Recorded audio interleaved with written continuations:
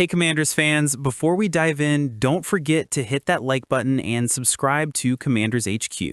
The team is constantly working to improve, to sharpen every detail, and to bring the best possible results to Washington fans everywhere.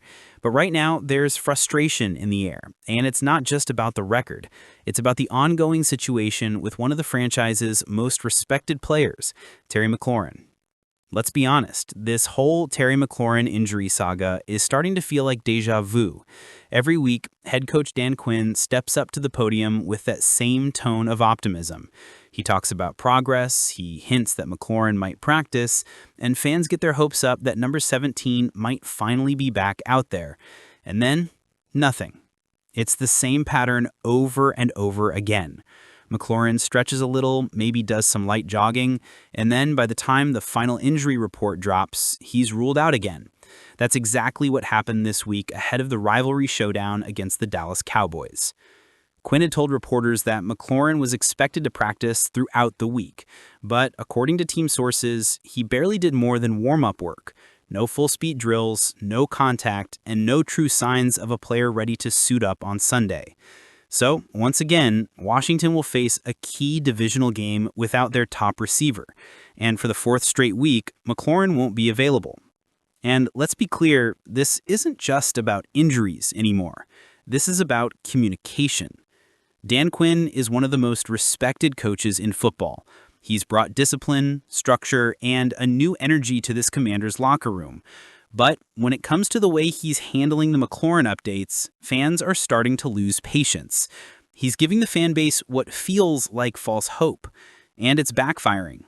By keeping McLaurin off injured reserve, Quinn has essentially been suggesting that the wideout was close to returning, that the injury wasn't too serious.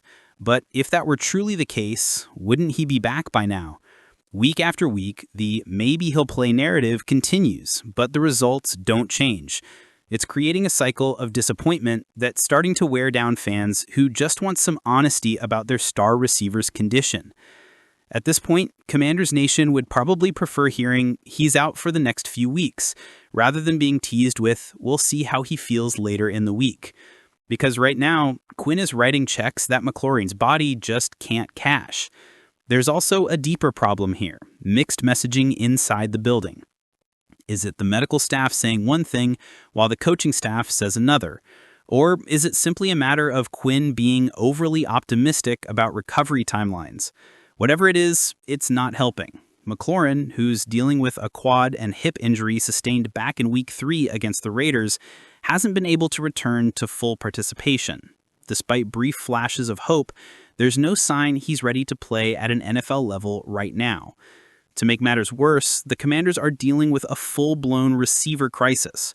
Noah Brown was finally placed on injured reserve. Deebo Samuel Sr., who's been the team's most productive receiver this year, has also been ruled out for Sunday's matchup against Dallas with a heel injury. That leaves Washington with a group of largely unproven names and practice squad call-ups trying to carry the load. When you consider that the team traded Brian Robinson Jr. earlier this season and lost Austin Eckler to a torn Achilles after just 2 games, it's no wonder the offense has struggled to find consistency. The Commanders were 3-3, but the mood around Ashburn feels much heavier than that. What makes this situation sting even more is who Terry McLaurin is, or at least was known to be. Since being drafted in 2019, McLaurin has been the definition of reliable, durable, humble, and consistent. He was always the guy you could count on to suit up and give you everything. Until now. This is the first real stretch of McLaurin's career where he's been unavailable for an extended period, and coming right after a contentious contract standoff over the summer, the timing couldn't be worse. Remember, McLaurin missed training camp while seeking a new deal, a move that didn't sit well with some in the organization, including offensive coordinator Cliff Kingsbury. Kingsbury was one of the first to warn that all those missed reps in the offseason would impact chemistry, and he's been proven right. Now, as McLaurin's body heals slower than expected and the offense continues to sputter, whispers are growing louder. Did the holdout and lost conditioning time contribute to this setback? That's a tough question for fans to grapple with, especially when they've always viewed McLaurin as the model professional. Look, it's not like Dan Quinn is trying to deceive anyone. Coaches are always walking that fine line between transparency and optimism. But in this case, the line's been crossed a too few times. Every time Quinn offers an update that sounds hopeful and it doesn't materialize, it chips away at his credibility with fans. The truth is, this team desperately needs clarity, not just for the fan base, but for the locker room itself. Players can feel uncertainty. They can sense when there's confusion about who's available and when, and that impacts preparation and trust. Quinn has to be smarter here. Being transparent doesn't mean being negative. It means managing expectations. If McLaurin's return is still weeks away, say it. If the medical staff is unsure, admit it. Fans can handle the truth. What they can't handle is being misled. Because right now, the Commanders' offense looks disjointed, and a big part of that stems from the uncertainty surrounding their top weapon. And let's not forget about Deebo Samuel. The veteran receiver, who's been one of the few bright spots in the offense, has been officially downgraded to out for Sunday's game in Dallas. He's dealing with a heel injury that's been bothering him for weeks, and the team decided not to risk further damage. In 6 games this season, Deebo's put up 34 catches for 315 yards and 3 touchdowns. Solid production for a guy still adjusting to Cliff Kingsbury's offensive scheme. But now, with both McLaurin and Samuel sidelined, the Commanders' passing game will rely heavily on young players like Luke McCaffrey and Ben Sinnott. That's a tough task, especially against a Dallas defense known for its pass rush. Through 6 weeks, the Commanders sit 3-3 right in the middle of the NFC pack. On paper, that doesn't sound terrible, but the context tells a different story. The upcoming stretch of games is brutal, and if Washington doesn't find more consistency on offense soon, this season could start slipping away. What's made things tougher is the injury crisis at wide receiver. Terry McLaurin, the heartbeat of this offense, has missed 3 straight games and is out again for Week 7. Noah Brown has been sidelined for weeks and is now officially on injured reserve.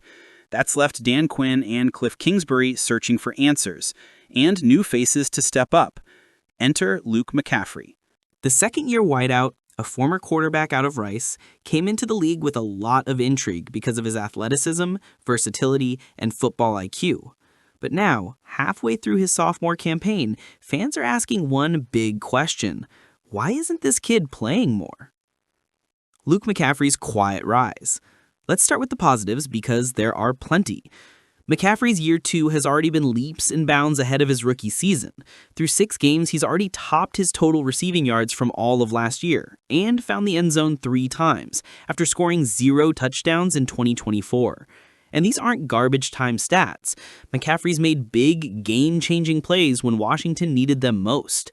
In Week 6, he caught a stunning 33-yard go-ahead touchdown that showed off his balance, awareness, and breakaway speed. In Week 5, he hauled in a 50-yard bomb right before halftime to set up a crucial field goal. When the lights come on, this kid shines. He's shown flashes of being exactly what this offense needs, a vertical threat who can separate, make contested catches, and turn short passes into long games. Yet, despite all that, he's barely touching the ball. The numbers don't lie. McCaffrey has been targeted just 8 times all season. Let that sink in. 8. Even more frustrating, he hasn't played more than 40% of offensive snaps in a single game, and that's with both McLaurin and Brown out. Meanwhile, veterans like Chris Moore, who's solid but far from explosive, have been getting more snaps and more opportunities. Moore's performance against the Bears was solid, credit where it's due, but it's hard not to wonder what McCaffrey could have done with the same chances. Cliff Kingsbury's offense is built around space and speed. It's designed to create mismatches, get athletes in motion, and stress defenses horizontally and vertically. So how does a player like McCaffrey, who checks every one of those boxes, keep getting left on the sidelines? It doesn't make sense.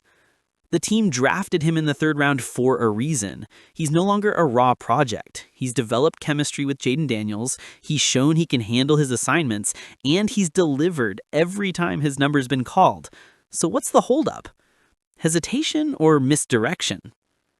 There are a few possible explanations. First, it could be trust. McCaffrey's still relatively young, and coaches sometimes prefer veterans in key game situations, especially when they're worried about mistakes in protection or route precision. Second, it might be system comfort.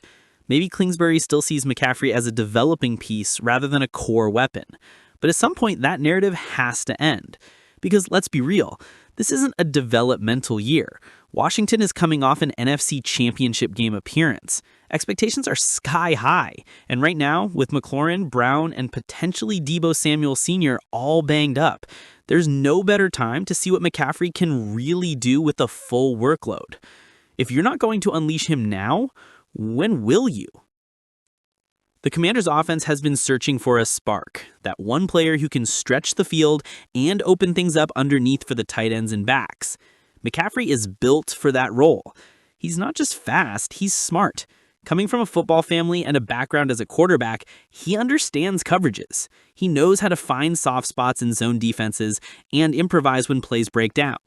That's exactly the kind of player Jaden Daniels needs right now. Someone who can adjust, create, and make his life easier. But for whatever reason, the coaching staff seems hesitant to take the training wheels off. They're playing it safe, leaning on veterans and predictable formations, instead of trusting the young playmakers who could change the game. And that's the frustrating part, because this feels like a missed opportunity in real time. Here's the reality. If Washington continues to limit McCaffrey's role, they risk stunting not just his growth, but the offense's evolution. When you've got a player with his athletic profile, his versatility, and his knack for making plays, you can't afford to let him rot on the bench, especially not when your top 3 receivers are either injured or struggling to produce. McCaffrey's shown he can handle pressure, he's shown he can make the tough catches, and he's shown, most importantly, that he can be a difference maker. This isn't just about snaps, it's about trust. And until Washington truly trusts McCaffrey to be part of their core game plan, they'll be leaving points and wins on the field. Commanders fans have every right to be frustrated. Between McLaurin's lingering injury, Deebo's absence, and the team's offensive inconsistencies, it's been a roller coaster start to the season. The hope is that once everyone's healthy and once Quinn learns to manage the messaging better, this team can settle into the rhythm they had last year when they made that magical NFC Championship run. But for now, the question remains. Was Dan Quinn's optimism just misplaced hope, or is there more going on behind the scenes with Terry McLaurin's recovery? All right, Commanders fans, it's your turn. Do you think Dan Quinn should be more honest about McLaurin's injury, or do you appreciate his optimism and leadership through tough times? Let me know what you think in the comments below. And don't forget, smash that like button, share this video with another Commanders fan, and subscribe to Commanders HQ for more exclusive updates, insider reports, and a real talk about our Washington Commanders. We're in this together, and the journey continues.